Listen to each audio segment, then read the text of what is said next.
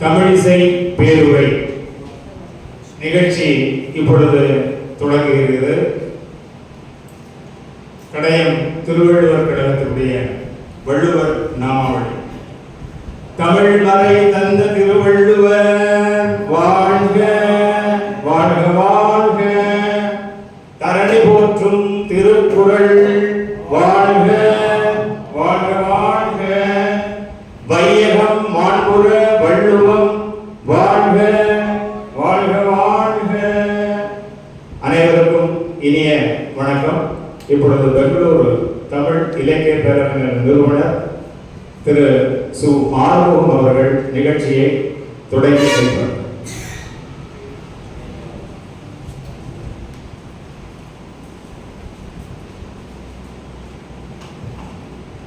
அனைவருக்கும் இனிய மாலை வணக்கம்.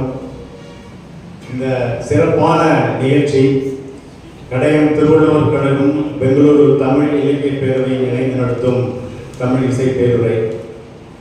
முதற்கண் இன்றைய சிறப்பு பேச்சாளர் திரு கோபா நல்லசிவம் ஐயா அவர்களை மேடைக்கு வருமாறு அழைக்கிறேன்.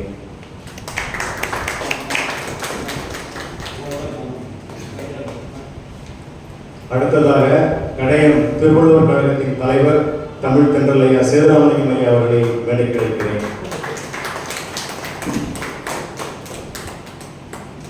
அடுத்ததாக கடையம் திருவள்ளுவர் கழகத்தின் செயலாளர் செந்தமிழ் செயலாளர் கல்யாணி சாமி அவர்களை மேடைக்கு அழைக்கிறேன்.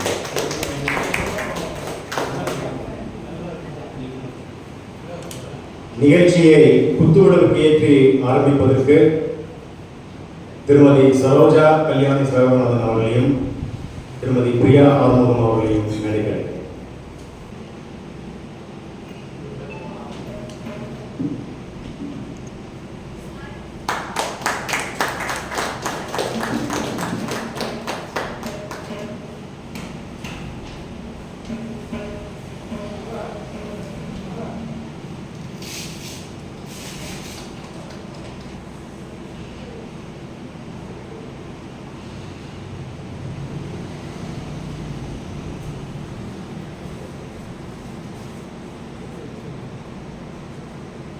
அனைவருக்கும் மீண்டும் இனிய மாலை வணக்கம்.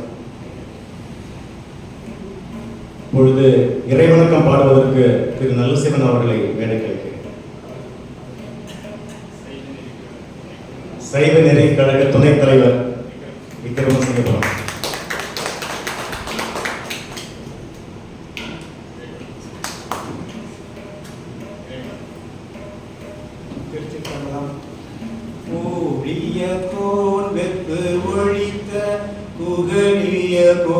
கடல் போற்றி ஆழிமிசை கல்மிதப்பில் அணைந்த பிரான் அடி போற்றி வாழி திருநாவலூர் வந்தொண்டர் பதம் போற்றி ஊழிமணி திருவாத ஊரா திருத்தாள் போற்றி பிடியதன் ஒருதுமை கொடமிகு கரியது வழிபொடுதனரடி வழிபடும் அவரிட கடி கணபதி வர அருளினன் மிகு கொடை வடிவினர் பயில் வலிவாதம் ஊரை இறையே ஈசனடி போற்றி எந்தை அடி போற்றி தேசனடி போற்றி சிவன் சேவடி போற்றி நேயத்தே நின்ற நிமலனடி போற்றி மாய பிறப்பருக்கும் மன்னனடி போற்றி. திருச்சிற்றம்பலம்.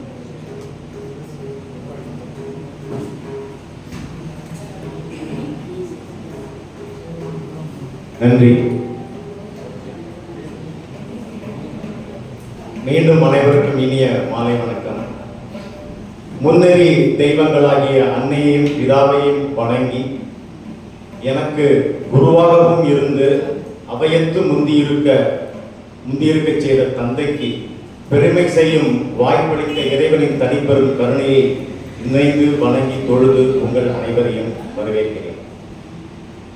தாய்மை என்ற சொல்லின் பொருள் அருகுபோல் தழைத்து ஆள் போல் வேரூன்றி பல்கி பெருகி வளர் வாழ்வு வாழ்வதற்கு காரணமான முதல் நிதி.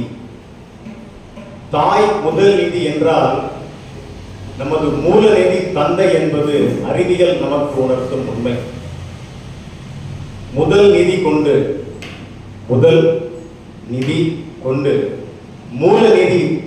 மூல நிதிக்கு பெருமை சேர்க்கும் விதமாக உருவாகியுள்ள இந்த கல்யாணி வளாகத்திற்கும் அதனுள் அமைந்திருக்கின்ற KSS சிற்றரங்கத்திற்கும் உங்கள் அனைவரையும் வருக வருக என்ற வரவேற்பதில் பெருமகிழ்ச்சி அடைகிறேன். தாய் என்ற சொல்லுக்கு முதன்மை என்றும் ஒரு பொருள். முதன்மை என்ற சொல்லுக்கும் இங்கே சிறப்பு பேச்சாளராக வந்திருக்கின்ற தமிழிசை ஞானி முனைவர் நல்லசிவம் ஐயா அவர்களுக்கும் நிறைய தொடர்பு உண்டு, நெருங்கிய தொடர்பு உண்டு. இன்றைக்கு சரியாக ஒரு ஆண்டுக்கு முன்னர் நான் அவரை ஒரு முதன்மையான நிகழ்ச்சிகளை சந்தித்தேன். ஐயாரப்பர் சன்னதி திருவையாறிலே தனது குருநாதர் தர்மபுரம் சுவாமிநாதன் ஐயா அவர்களுக்கு ஒரு மிக பெரும் இசை காணிக்கையை அன்று வழங்கினார். காலை 8 மணியிலிருந்து இரவு 8 மணி வரை இயற்கை உபாதைகளுக்கு கூட இடம் கொடுக்காமல் அமர்ந்த இடத்தில் அமர்ந்தவாறு 12 மணி நேரம் திருமுறை இசை சொற்பொழிவு நடத்தி மிக ஒரு அற்புதமான இசை காணிக்கையை நடத்திய முதன்மை நிகழ்ச்சியில் நான் அவரை சந்தித்தேன். அதிலிருந்து சில வாரங்களில் பெங்களூரு தமிழ் இலக்கிய பேரவையின் முதல் நிகழ்ச்சியில் நாங்கள் சந்தித்தோம். அந்த முதல் நிகழ்ச்சிக்கு வித்திட்டவரும் தமிழிசை ஞானி டாக்டர் நல்லசிவம் ஐயா அவர்கள், பேராசிரியர் நல்லசிவம் ஐயா அவர்கள். இன்று இந்த KSS சிற்றரங்கத்திலும் ஒரு முதல் நிகழ்ச்சி அவர் மூலமாக நடப்பது நமக்கெல்லாம் பெருமை. இத்தகைய பெருமை மிக்க இந்த நிகழ்ச்சிக்கு வருகை புரிந்திருக்கின்ற தமிழிசை ஞானி பேராசிரியர் கோபா நல்லசிவம் அவர்களை மீண்டும் ஒரு முறை உங்கள் அனைவர் சார்பாக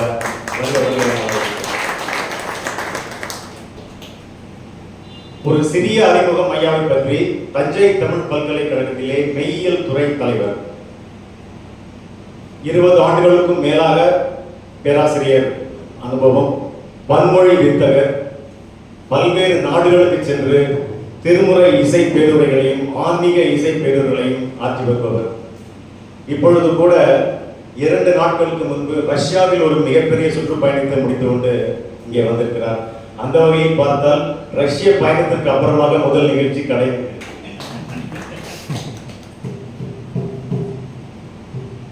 இதையெல்லாம் விட தர்மபுரம் சுவாமிநாதன் ஐயா அவர்களுடைய சீடர் என்பதில் அவர் மிக பெருமை கொள்கிறவர். அவரிடம் திருமுறை இசை பயின்று அவர் போலவே தமிழகம் எங்கும் பெங்களூரு உள்ளிட்ட இந்தியா முழுவதும் பெங்களூரு உள்ளிட்ட 8க்கும் மேற்பட்ட நகரங்களில் திருமுறை இசை பயிற்சியை அளித்து வருகிறார். இத்தகைய பெருமைமிக்க பேராசிரியர் நல்லசிவம் ஐயா வந்திருப்பது நமக்கெல்லாம் மிகச் சிறப்பு. அவருக்கு நன்றி பாராட்டி மீண்டும் ஒரு முறை அவரை வருக வருக என்று வரவேற்கிறேன். முதன்மை பற்றி பேசினோம். முதன்மை பற்றி பேசினால் தொன்மை பற்றியும் பேச வேண்டும் அல்லவா? இப்படி ஒரு முதன்மையான நிகழ்ச்சியை கடையத்தில் நடத்துவதற்கு கடையம் திருவள்ளுவர் கழகத்தை விட தொன்மையான நிறுவனம் எதுவாக இருக்க முடியும்? 30 ஆண்டுகளாக சிறப்பாக செயல்பட்டு வரும் திருவள்ளுவர் கழகத்தின் தலைவர் திரு தமிழ்த்தங்கள் சேதுராமலிங்கம் ஐயா அவர்களை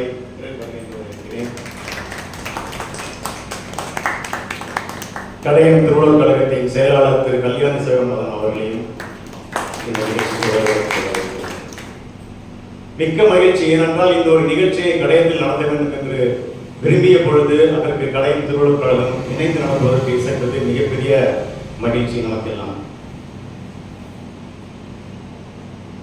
ஐயாவுடைய திருமுறை வகுப்புகளை பற்றி கூறினேன். பெங்களூரிலும் அந்த திருமுறை வகுப்பு நடக்கிறது.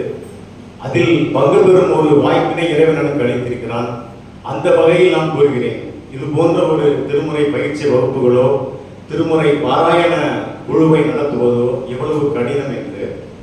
ஆனால் இங்கே கடையத்தில் திருவாசக முற்றுவதல் குழு என்பது 20 ஆண்டுகளுக்கும் மேலாக, தவறிருந்தால் மன்னிக்கவும், அதற்கும் கூடுதலாக இங்கே சிறப்பாக நடைபெற்று வருகிறது. இந்த கடையம் திருவாசக முற்றுவதல் குழுவில் இருந்து இங்கே அடியார்கள் அன்பர்கள் வந்திருக்கிறார்கள். அவர்களையும் வருகை என்று வரவேற்கிறேன். ஐயா அடிக்கடி சொல்லுவார், நீங்க உங்களுடைய எல்லா தமிழ் இலக்கிய பேரவை நிகழ்ச்சி எந்த நிகழ்ச்சி நடத்தினாலும் உங்க குடும்பத்தினருடைய பங்களிப்பு குடும்பத்தினருடைய ஆதரவு மிக அருமையாக இருக்கிறது என்று அந்த வகையிலே இந்த குடும்ப சொந்தங்கள் குடும்ப உறுப்பினர்கள் நீங்கள் எல்லாம் மதிக்கிறீர்கள். உங்களையும் இங்கே இந்த நிகழ்ச்சிக்கு வருவது என்று வரவேற்கிறேன். இதை விட என்னென்றால் பெங்களூரு திருமுறை பயிற்சியிலே எங்களுடன் வந்து திருமுறை பயிற்சி செய்து கொண்டிருக்கிற திரு ராமமூர்த்தி ஐயா அவர்கள் பெங்களூருவில் இருந்து இந்த நிகழ்ச்சியில் பங்கு கொள்வதற்காக வந்திருக்கிறார். அவரையும் வருக என்று வரவேற்கிறேன். அதுபோலவே சென்னையை சேர்ந்த மிகச்சிறந்த ஒரு தொழிலதிபர், பல்வேறு ரியல் எஸ்டேட் நிறுவனங்கள் நடத்தி வருகிற திரு நரேன் அவர்கள் இங்கு நம்முடைய வந்திருக்கிறார். அவர்களையும் வருக என்று வரவேற்கிறேன். இப்போ ஒரு சின்ன கேள்வி, சமையல் ருசியா இருந்தா நல்லா சாப்பிட முடியுமா, இல்ல நல்லா சாப்பிட்டா சமையல் ருசியா வருமா? முதல்ல வேணா சமையல் ருசியா இருந்தா நல்லா சாப்பிட முடியும். ஆனா போக போக ரசிச்சு ருசிச்சு சாப்பிட்டா தான் அந்த சமையல் ருசியா வரும் இல்லையா? அது போலதான் இந்த மாதிரி நிகழ்ச்சிகள்லாம் முதல் வாட்டி நடத்திடலாம். ஆனா அந்த நிகழ்ச்சிகள், அதை போன்ற நிகழ்ச்சிகளுக்கு நாங்கள் திரும்ப நடத்த வேண்டும் என்றால் உங்களை போன்ற அன்பர்களும் அடியார்களும் அதற்கு ஆதரவு தருவதில் தான் அந்த நிகழ்ச்சிகளை எங்களால் நடத்த முடியும். ஆகவே இந்த முதன்மையான நிகழ்ச்சிக்கு கடையத்தில் இருந்து வந்திருக்கின்ற அனைத்து அன்பர்களையும் அனைத்து அடியார்களையும் மீண்டும் ஒரு முறை வருவதை என்று வரவேற்று உங்களை வரவேற்பதில் பெருமை கிடைக்கிறேன். அடுத்ததாக குரல் சிந்தனை பேசுவதற்காக கடையம் திருவள்ளுவர் கழகத்தின் துணைத் தலைவர் திரு கோபால் அவர்களை மேடைக்கு அழைத்து நன்றி பாராட்டி வருகிறேன். நன்றி வணக்கம்.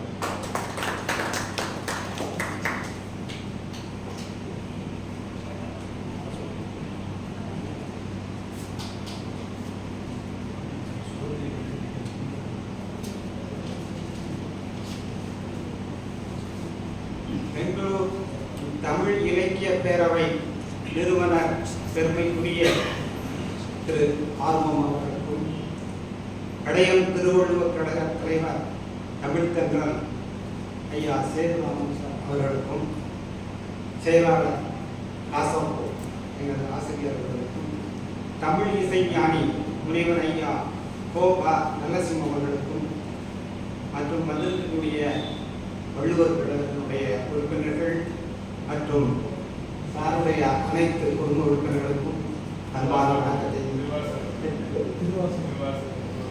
திருவாசகம் முற்றோதல் குழுவினர்களுக்கும் பணிவான வணக்கத்தை தெரிவித்துக் கொள்கிறேன். ஒரு திருக்குறள் சிந்தனை. திருக்குறள் வந்து என்னன்னா 300 வினாடிக்குள்ள சொல்லியிருக்காங்க. திருக்குறளை பொறுத்தவரையிலே ஒரு குளத்துல போய் தாமரப்பூ பறிக்கிற மாதிரி ஒரு பூவை பறிச்சோம்னா 10 100 வண்டுகள். ஒரு குறளை நினைச்சிட்டோம்னா நிறைய பொருட்கள் வந்து. அதனால ஏற்கனவே அப்படியார் சொல்லியிருக்கிறாரு, கடுவை துளைத்து எடு கடலை புகுத்திய புருகத்தின் அணுவை துளைத்த அப்படி உள்ள எழுகடலை திருக்குறளை சிந்திக்கணும்னா எவ்வளோ நேரம் காணாது. இருந்தாலும் அவருடைய நம்ம முன்னால திருவிழாக்களை பார்ப்போம், ஸ்டெதஸ்கோப்பில் வந்து இங்கே வா கடலை காமிக்க மலையை காமிக்கிறேன், இதை தாஜ்மஹாலை காமிக்கிறேன்னு சொல்லுவாங்க.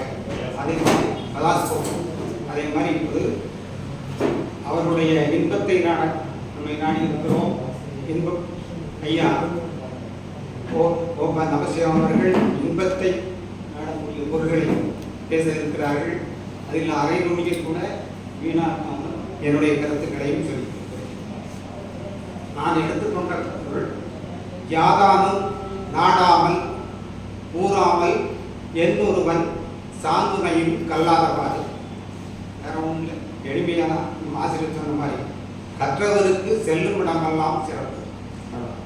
எந்த நாடும் சொந்த நாடாகவும் எந்த ஊரும் சொந்த ஊராகும்படியும் ஒரு மனிதனை ஆக்குவது கல்வி. அதனை வாழ்நாள் முழுவதும் படித்தால் என்ன? ஒரு திருவள்ளுவர் ஒரு இது உண்டு, ஒவ்வொரு குரல்லையும் ஒரு தொனி உண்டு. ஒன்று கேள்வி கேட்பார் அல்லது சாடுவார். கண்ணு நாம் எல்லாம் பார்த்தா ஒரு மோசமான ஒரு ஆள் பேசுற மாதிரி அமைதியாக இருப்பார். அப்படி ஒவ்வொரு குரலும் ஒவ்வொரு தொழில் இருக்கிறது. இந்த தொழில் தான்.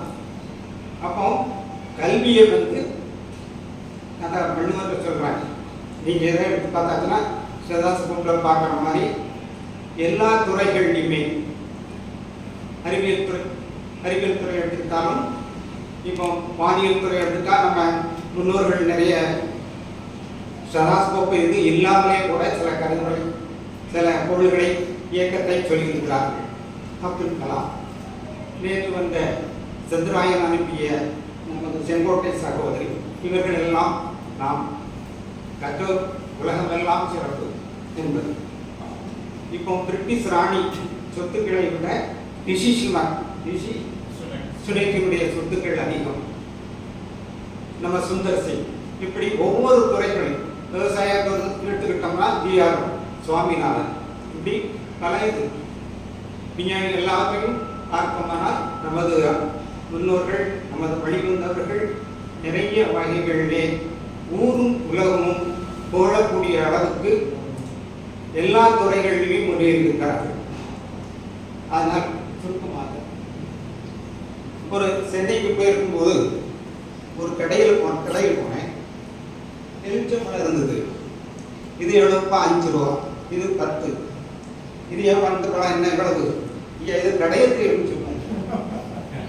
ஏயா கடையத்து எலுமிச்சம்பழம் என்ன விசேஷம்? இல்லை, ஒரு வாரம் நாள் காயாது. தொழில் காய்ச்சி வந்தாலும் உள்ளுக்குள் உரிமையாக இருக்கும். அது மூலம்தான் எங்கள் ஊர்லேயும் இருக்கிறார்கள். பாரதியார் இருந்தார்கள். இப்போ எனக்கும் அவர்களுக்கும் மாசம் எங்கள் கடையில் திருவள்ளுவர் கழகத்தை ஆரம்பித்த மூசை குமாரசாமி அவர்கள் நாடு முழுக்கும் அயலக தமிழர்களுக்கு முழுக்கும் தமிழை கற்பிக்க பாடத்திட்டம் கொடுத்தார்கள். அந்த பெருமை. அதுபோல இன்று எங்களுக்கு திருக்கும் திருவள்ளுவர் கழகத்தினுடைய ஐயாவுக்கு அப்புறம் நடத்தி செல்கின்ற எங்களது KSSR நாங்களுடைய சொல்லக்கூடிய தாசோ அவர்கள் பல பட்டங்கள் பெற்றிருக்கிறார்கள்.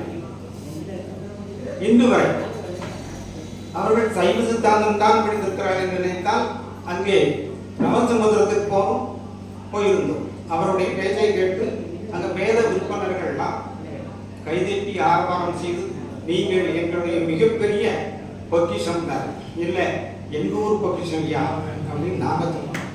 அதை சாஸ்திராங்கமாக அவர்கள் நமஸ்கரித்தார்கள். தென்காசிக்கு போனோம். தென்காசியில் போனால் திருவள்ளுவர் கழகம். திருவள்ளுவர் கழகத்தில் சுவாமி ஐயா பொன்னம்பலடியார் வந்திருந்தாங்க. அவர்கிட்ட ஆசீர்வாதம் வாங்கினாங்க ஐயா. அப்புறம் சமமாக இருந்து தீர்ப்பு சொன்னார்கள். அவர்களே இவரிடம் பெற்றதுக்கு ஒரு 15 நிமிஷம் சீக்கிரம் தாங்க. அது எங்களுடைய ஆசிரியர்களுடைய ஒரு மையம். ஆனால் அவர்களை இப்போ பல பட்டங்கள் பெற்றிருக்கிறார்கள். இந்த இப்பொழுது செயலாளர், இலக்கிய செம்மல், குறநெறி செம்மல் என்று பல பட்டங்களை பெற்றிருக்கிறார்கள். தற்பொழுது மயிலை திருவள்ளுவர் கழகத்தில் இருந்து அவர்களுக்கு அறிவு களஞ்சியம் என்று கொடுத்திருக்கிறார்கள். ஆனால்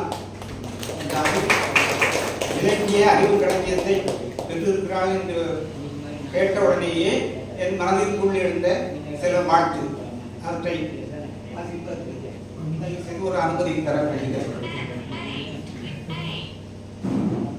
இலக்கிய அறிவு களஞ்சியம் விருது பெற்ற வித்தகர் திரு காசோ கல்யாணி சிவகாமிநாதன் அவர்களுடைய வாழ்த்து மடல். ஆனந்தமில் ஆனந்தத்தில் கடையத்து தாய் சேயவன் அளவிடற்கு அறிய அணி தமக்கு ஈந்தானென பாமாலை தமக்களித்த கழிப்பில் அன்னை கல்யாணியை தாம் பெற்ற களஞ்சியம் என முன்முருவழித்தாள்.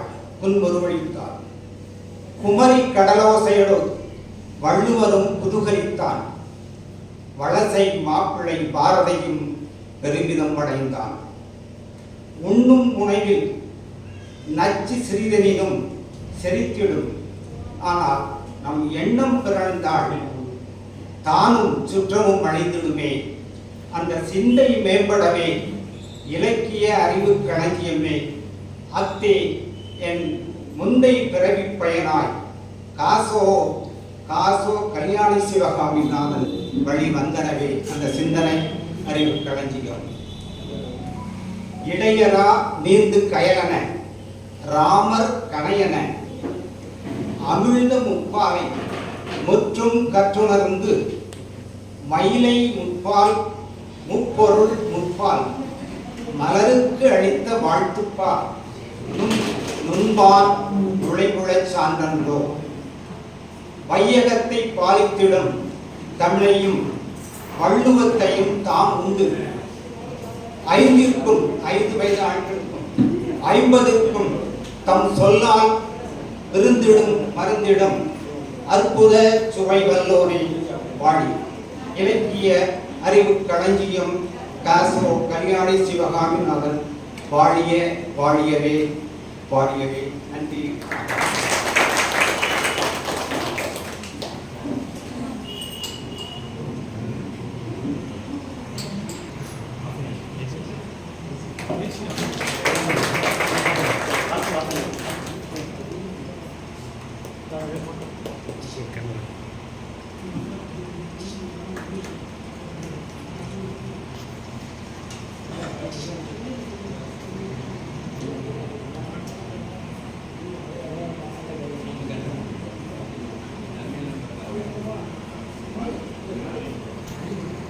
அறிமுக உரை வழங்குவதற்கு கடையம் திருவள்ளுவர் கழகத்தின் செயலாளர் திரு கல்யாணி சிவகாமிநாதன் அவர்களை அழைக்கிறேன். அதற்கு முன்பாக ஒரு சிறு கோரிக்கை, உங்களோட செல்போன்ஸை வந்து சைலண்ட் மோட்ல வச்சுக்கோங்க இந்த மீட்டிங் முடிகிற வரைக்கும்.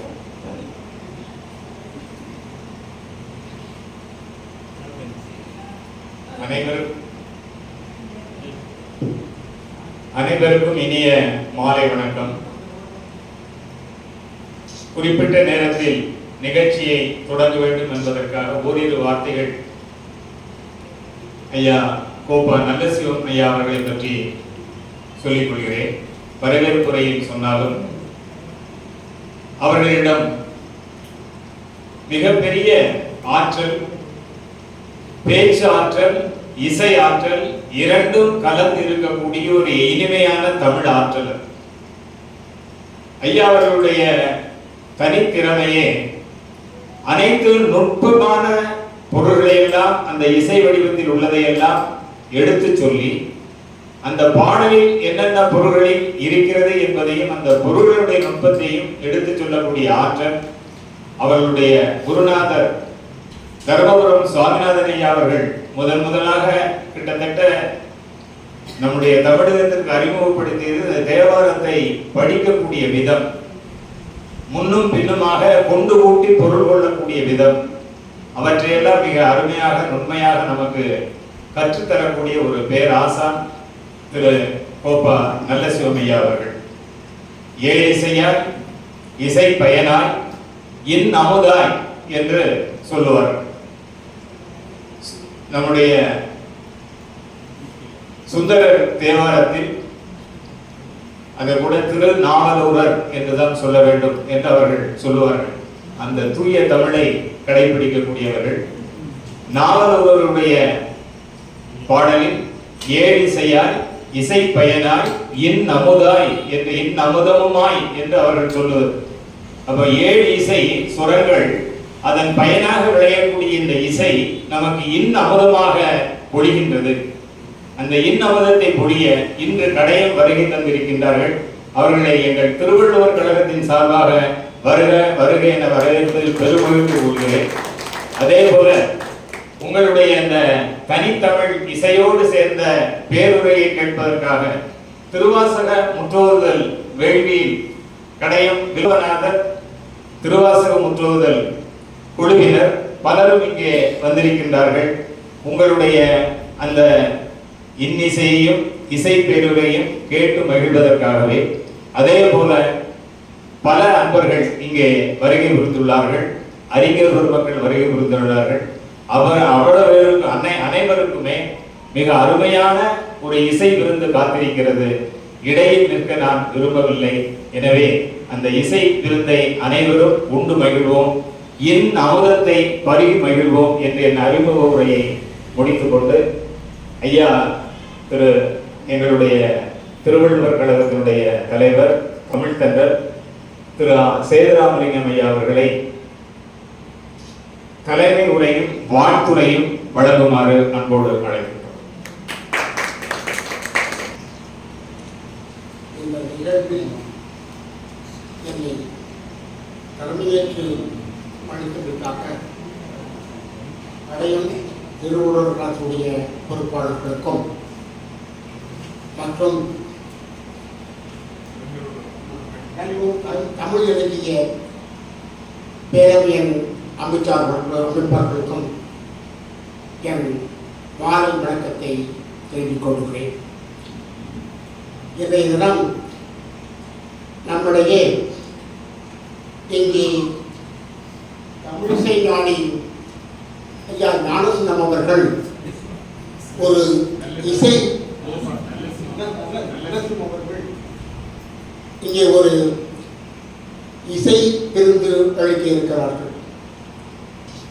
அந்த விருந்தை நாம் உண்டு பகிர்வோம். இங்கே இந்த இசை விருந்து வந்திருக்கின்ற ஐயா கோப்பா நரசம் அவர்களை சிரம் காட்சி வரவேற்கின்றேன்.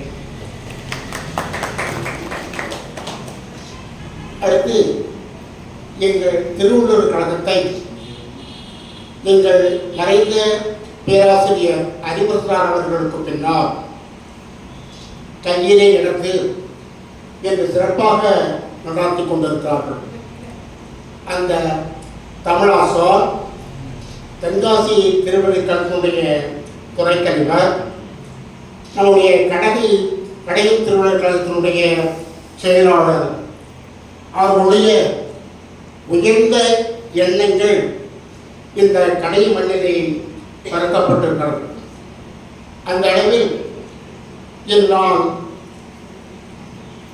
நினைக்கிற ஒன்று, நம்முடைய பெங்களூரிலிருந்து அன்பு தம்பி ஆறுமுகம் அவர்கள் என்னை தொலைபேசியிலே தொடர்பு கொண்டு நீங்கள் இந்த நிகழ்வுக்கு தலைமை தாங்க வேண்டும் என்று கேட்டார்கள். அவரை நான் அன்போடு நன்றி சொல்கின்றேன். அடுத்து தஞ்சாவூர் தமிழ் பல்கலைக்கழக பேராசிரியர் தமிழிசை ஞானி முனைவர் கோப்பா நரசிம்ம அவர்கள் இசை பேருரையில் இன்பமே எந்நாளுமே என்ற தலைப்பில் உரையாற்ற இருக்கிறார்கள். அவர் இன்பம் என்ற சொல்லோடு அமைதியும் எங்களுக்கு பேச வேண்டும், எங்கள் நெஞ்சத்திலே அமைதி வேண்டும். எல்லோர் உள்ளத்திலும் பல எண்ணங்கள் இருக்கும். அந்த எண்ணங்களை நாங்கள் மறந்து அமைதியோடு வாழ வேண்டும். ஆகவே அமைதியும் இன்பமும் கலந்த இந்த மேடை இசையராசி நாசியவர்களுடைய அந்த பேருரையில் நாம் எல்லாம் மகிழ்வோம். அதற்கு முன்பு அந்த அமைதிக்கும் இன்பத்துக்கும் ஒரு சின்ன குறிப்பு தந்துவிட்டு என்னுடைய உரையை நிறைவு செய்கிறோம் என்று நினைக்கின்றேன். கானகத்திலே ஒரு முனிவர் ஒரு குடில் அமைத்து அதிலே அவர் தவம் செய்து கொண்டிருக்கிறார். அவருடைய உள்ளம் அனைத்தும் அந்த குடிலை சுற்றி இருக்கிறது. அது மட்டுமல்ல, அங்குள்ள இடத்தையும் சுற்றி இருக்கிறது. இந்த நேரத்திலே காட்டிலே ஒரு வேடன் ஒரு மானை துரத்துக் கொண்டிருக்கிறான். அவனிடத்திலே வேடு நாயும் இருக்கிறது.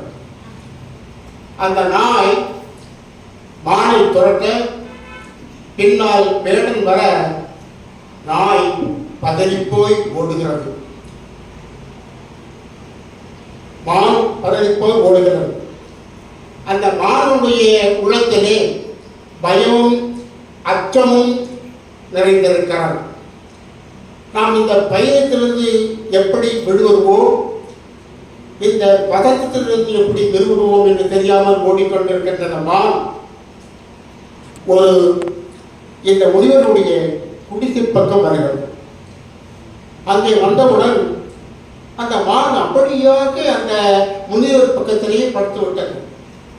அதனுடைய உள்ளத்திலே அந்த பகை இல்லை, அந்த பயம் இல்லை, அந்த பதற்றம் இல்லை, அமைதி.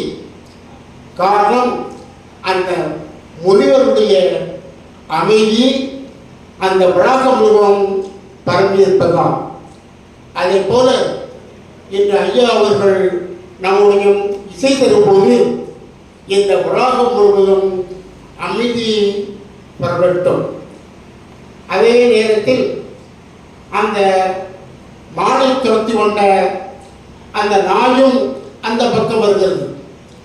அது தேடி தேடி பார்த்து மானை காண முடியவில்லை. கடைசியாக இந்த குடிசை பக்கம் வரும்போது அங்கே அது வரும்போது அதனுடைய உள்ளத்திலே அந்த வெறி, இன்னொரு உயிரை கொன்று வேண்டும் என்ற வெறி அது அகன்று அது அமைதியாக வந்து அந்த குடியிலே அமுல்படுத்திக் கொள்கிறது. அதே போல வேடரும் வருகிறான். வேடரும் அந்த குடிசை பக்கம் வருகிறான். வந்தவுடன் அவனுடைய உள்ளத்திலும் பகை உணர்ச்சி இல்லை, ஒரு உயிரை கொல்ல வேண்டும் என்ற எண்ணம் இல்லை. அவன் உள்ளம் முழுவதும் அமைதி அமைதி அமைதி. அந்த அமைதிக்கு காரணம் அந்த முனிவருடைய தவ வலிமை. அவர் உள்ளத்தில் இருந்த அந்த அமைதி அந்த இடம் முழுவதும் பகிர்ந்திருக்கிறது. ஆகவே இது நம்முடைய இசைஞானி அவர்கள் நம்மிடத்திலே ஒரு அமைதியை உருவாக்குவார்கள். இன்னும் ஒன்று சொல்லிவிட்டு அது அப்பர் பெருமானும் ஞானசம்பந்தரும் ஒரு ஊருக்கு வருகை வந்திருக்கிறார்கள். அந்த ஊரிலே அந்த சிவன் கோவில் தாடி நடை காட்டப்பட்டிருக்கிறது. வெகு நாளாக அந்த நடை திறக்கப்படவில்லை. என்ன காரணம் என்று தெரியாமல் மக்கள் எல்லாம் தவித்தார்கள். அவர்கள் அந்த கோயில் நடையை திறப்பதற்கு எவ்வளவோ முயன்றும் அங்கே அந்த நடை திறக்கப்படவில்லை. அப்போது இந்த நாயன்மார்கள் இருவரும் இந்த ஊருக்கு வந்திருப்பதை அறிந்த அந்த ஊர் மக்கள் உடனடியாக அவர்களிடம் சென்று, ஐயா, நீங்கள் சிவனை வண்டுபவர்கள், தேவாரம் பாடுபவர்கள், இசையை இறைவனை என்பத்தால் மலைப்பவர்கள், நீங்கள் எங்களுடைய கோயில் நடையை திறந்தால் நாங்கள் சிவனை வழிபடுவோம், எங்கள் மனம் அமைதியிடும் என்று அவர்கள் கேட்க, இருவரும் அந்த கோயில் பக்கம் போய் வருகிறார்கள். அங்கே ஞானசம்பந்தர் பெருமான் அப்பரை பார்த்து, ஐயா, நீங்கள் தமிழ் தேவாரம் பாடுங்கள், உங்கள் தேவாரத்தை இசைந்து மகிழ்ந்து அந்த நடை திறக்கும் என்று அவர் சொல்ல பாடுகிறார். அப்பர் ஒரு பதிகம் பாடுகிறார், நடை திறக்கவில்லை. 2 பதிகம் பாடுகிறார், நடை திறக்கவில்லை.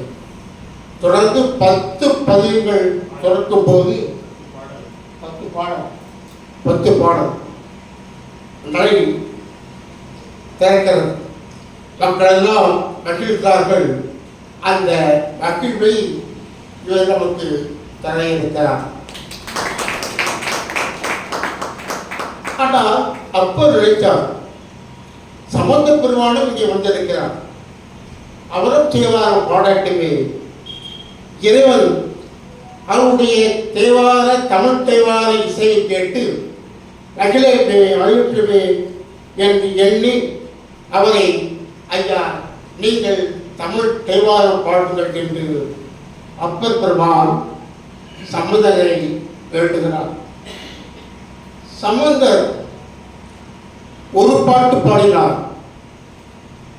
பாடியவுடன் திறந்த நடை தாழ்த்தப்பட்டுள்ளது. அவர் 10 பாட்டு பாடி திறந்த ஒரு நிலையில் சம்பந்த பெருமான் ஒரு பாட்டிலேயே நடை மூடிவிடுகிறார். அப்பொழுது கொஞ்சம் மனம் வருத்தம். ஏன் தெரியுமா? நாம் 10 பாடல்கள் பாடினோம், அதன் பிறகுதான் இறைவன் கருணை கூர்ந்து நடை திறக்கப்பட்டது. ஆனால் நால்வந்தனுடைய ஒரு பாட்டுக்கு இறைவன் மகிழ்ந்து விட்டானே என்ற நிலையில் அப்பர் வருத்தப்பட்டார். அதை பார்த்த ஞானசம்பந்தர் அப்பரை பார்க்கிறார். அவருடைய மனதிலே ஏதோ ஒரு வருத்தம் தெரிகிறது. அடுத்தது காட்டும் பரிந்துகோள் நெஞ்சம், அடுத்தது காட்டும் முகம் என்று சொல்வானை திருவள்ளுவர்.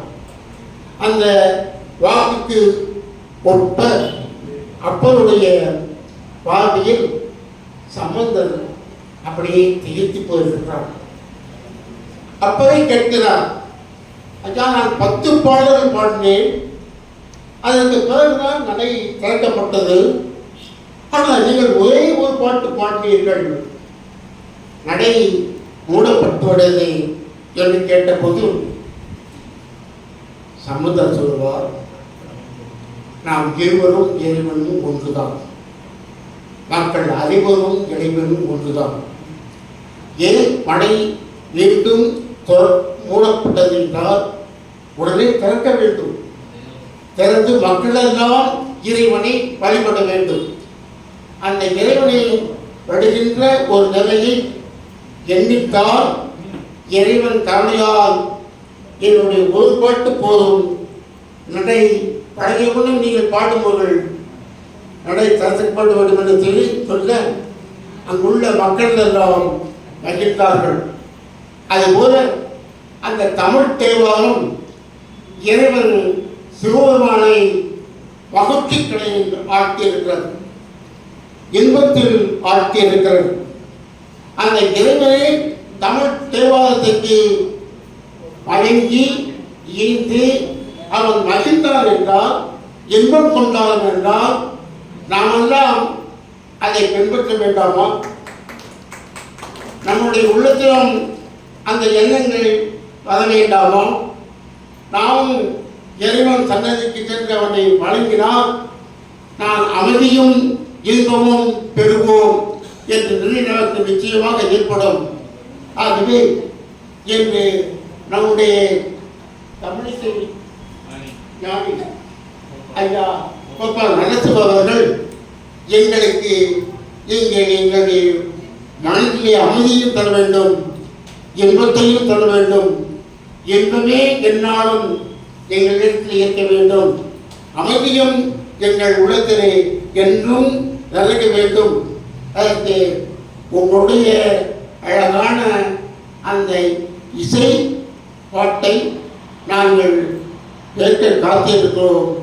அதற்கு முன்னால் முறைப்படி எங்களுடைய திருவிழாத்துடைய செயலாளர் அது அறிவு கலைஞர் அவர்கள் நம்முடைய ஐயா அவர்களை மேடைக்கு அழைத்து அவரை இசை நமக்கு தருவாடு கற்றுக்கொள்வார்கள். அனைவருக்கும் என்னுடைய அன்பான நன்றியும் மனதையும் தெரிந்து கொள்கிறேன். நன்றி.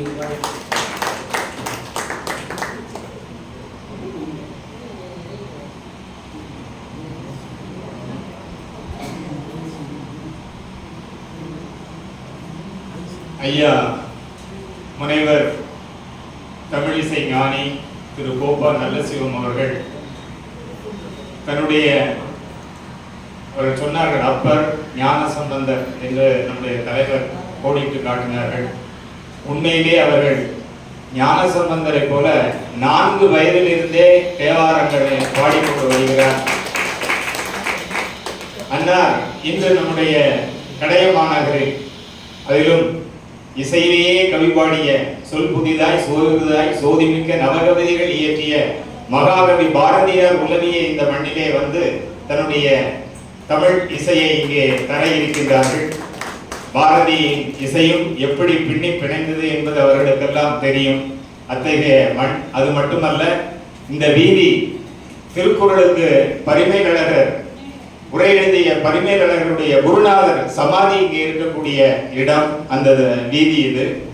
இத்தனை சிறப்புகளில் இருக்கக்கூடிய இந்த தலத்தில் திரு கோபா நல்லசிவம் ஐயா அவர்கள் இங்கே வருகை தந்து நமக்கு இசை விருந்தினையும் தமிழ் விருந்தினையும் தர இருக்கின்றார்கள். அவர்களை போற்றி கடையம் திருவள்ளுவர் கழகம் சார்பில் நினைவு பரிசும் சால்வையும் அணிந்து அவர்களை கௌரவிக்கின்றோம். இணை செயலாளர் எங்களுடைய கடையம் திருவள்ளுவர் கழகத்தின் தலைவர் அவர்களுக்கு நினைவு பரிசினை வழங்குவார்கள்.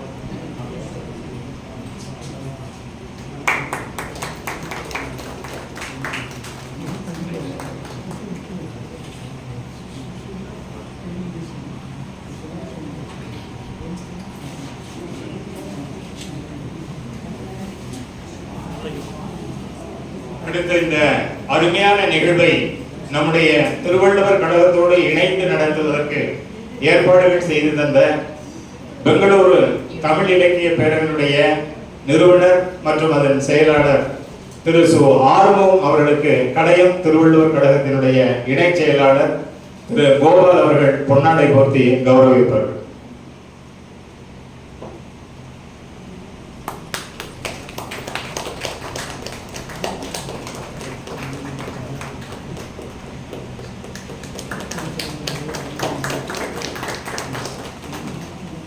நமக்கு இசை விருந்து அளிக்க வந்திருக்கக்கூடிய முனைவர் திரு கோபா நல்லசிவம் அவர்களுக்கு துணை இசை கருவிகள் இயக்கி நரம்பிசை ஈஸ்வரன் ஐயா ஈஸ்வரன் அவர்கள் வயலின், அவர்களுக்கு கடையம் திருவள்ளுவர் கழகத்தின் சார்பில் அதன் துணைத் தலைவர் திரு சோமசுந்தரம் அவர்கள் பொன்னாடை போட்டி கௌரவிப்பார்கள்.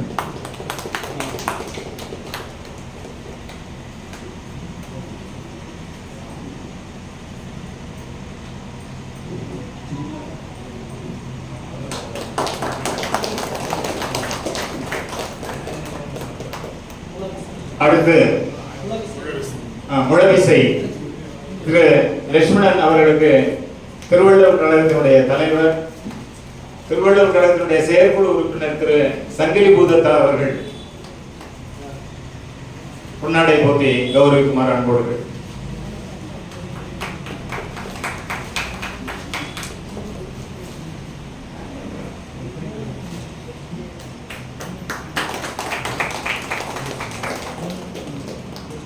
இனி இசை நிகழ்ச்சிக்காக அரங்கம் காத்திருக்கிறது. அதற்கிடையே உங்களுக்கு தேநீர் காத்திருக்கிறது. அதை சுவைத்துக் கொண்டிருக்கும் பொழுது நாங்கள் இங்கே அரங்கத்தை தயார் செய்து விடுகிறோம். அன்பர்கள் அனைவரும் இசை பருகி இசை அமுதத்தை அருந்தி மகிழுமாறு அன்போடு வேண்டி கேட்டுக் கொள்கிறோம்.